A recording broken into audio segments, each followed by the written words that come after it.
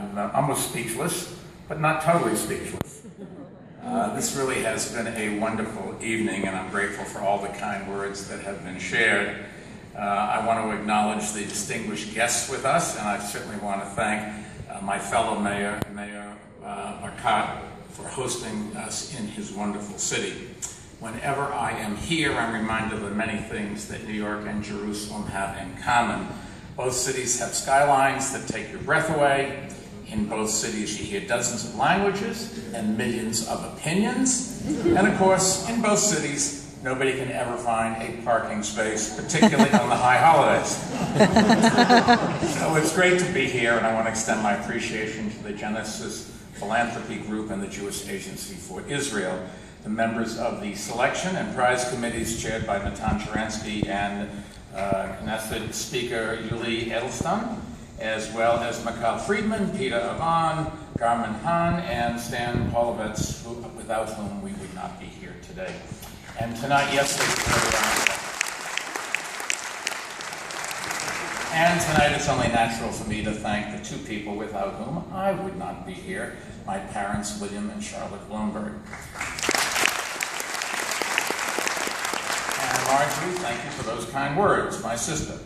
My parents saw in us, in our lives, just why Israel had to exist and why it must always exist, and those lessons they passed on to us. So we are as one with this city and this country and our people as you can be.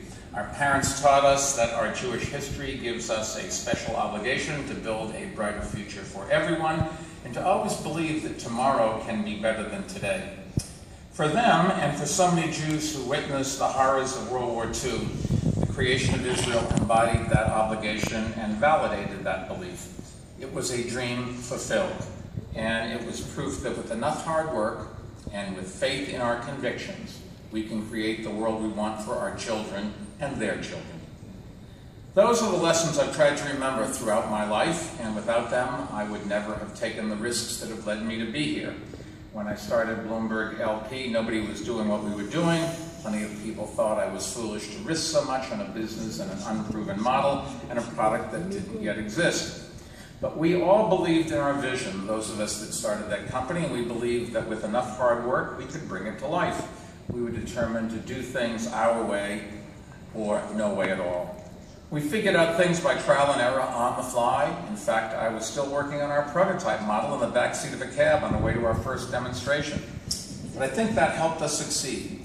It allowed us and the company to help make the world a better place in its own way, by making markets more efficient and fair and spurring economic growth, which improves living standards and helps lift people out of poverty, which spurs more growth and more innovation. And all the profits of the company, Bloomberg LP, go to Bloomberg Philanthropies to try to make this a better world for all of us. Without the sense of optimism my parents instilled in me, I would never have created my own company. And without that optimism, combined with the sense of obligation that they taught me, I would never have run for office or gotten involved in philanthropy.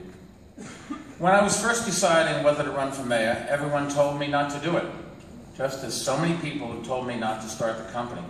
But I believed that it was a risk worth taking, because if I won, I would have the opportunity to make the world a better place for millions of people. And when I did win, I was determined to bring the same spirit of risk-taking that defined my company to City Hall. When we introduced, for example, the indoor smoking ban, for instance, I wasn't expecting a hug and a high five at every corner bar. I got a lot of one-figure waves instead. But I knew it would save lives. And today, nobody in New York wants to go back to the old days before the smoking ban. And cities and countries around the world have followed our lead. And untold millions of people are alive today and are going to have longer, healthier lives because of that. And that's just one thing. There are a lot of things that we can all do together. Things to explain to people how they can take care of themselves and their families and enjoy what God meant us to have. At Bloomberg Philanthropies, we're not aiming for what is often called the low-hanging fruit, the easy wins. We're targeting the biggest causes of death, the biggest, most powerful lobbies, the most controversial and politically charged subjects. Because we are optimistic that even the toughest problems can be tackled, no matter what the odds, and we believe that we have an obligation to do so. After all, if the dream of Israel can be realized, what dream can't be?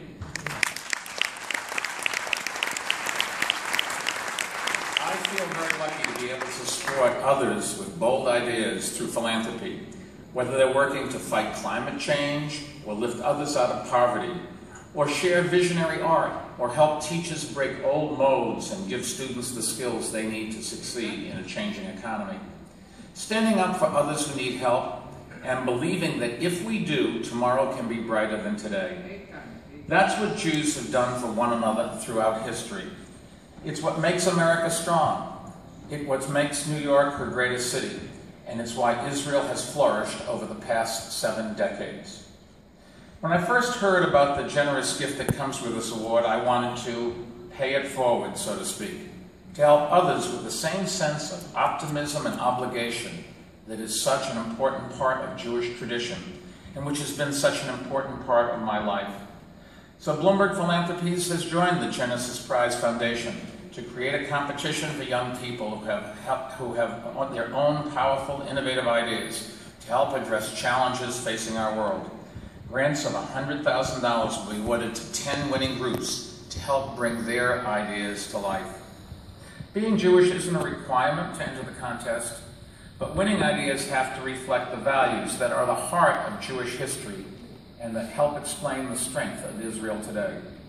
Freedom, justice, service, ambition, innovation.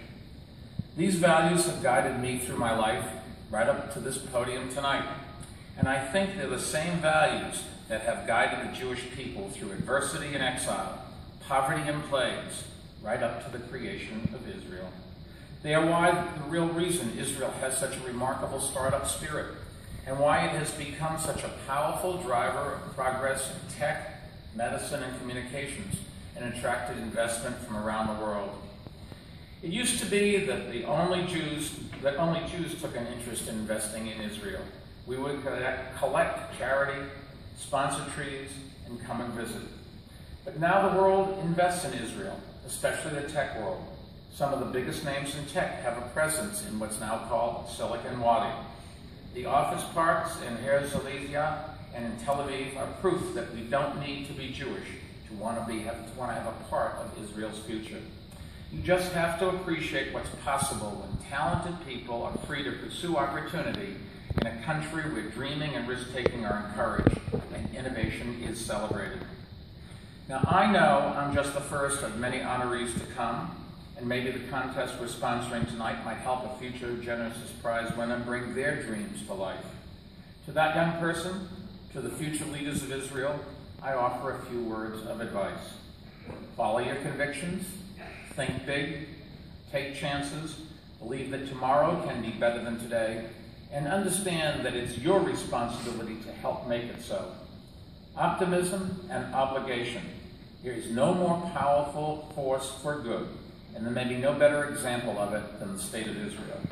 If all of us share that faith in a brighter tomorrow, and if all of us share in the responsibility to create it, then the future is wide open. And a new beginning, a new Genesis is possible for all things. That faith and responsibility that comes with it is at the heart of what my parents taught me, and I know it is at the heart of the Genesis Prize, and I'm honored to be part of it. And I will never forget tonight. I will never forget those who conceived, funded, administered, and selected me for the first Genesis Prize, those who performed here tonight, particularly my fellow New Yorker, the great Jay Leno, and all of you who really have honored me with your presence here tonight. On behalf of all of those I love, thank you. God bless.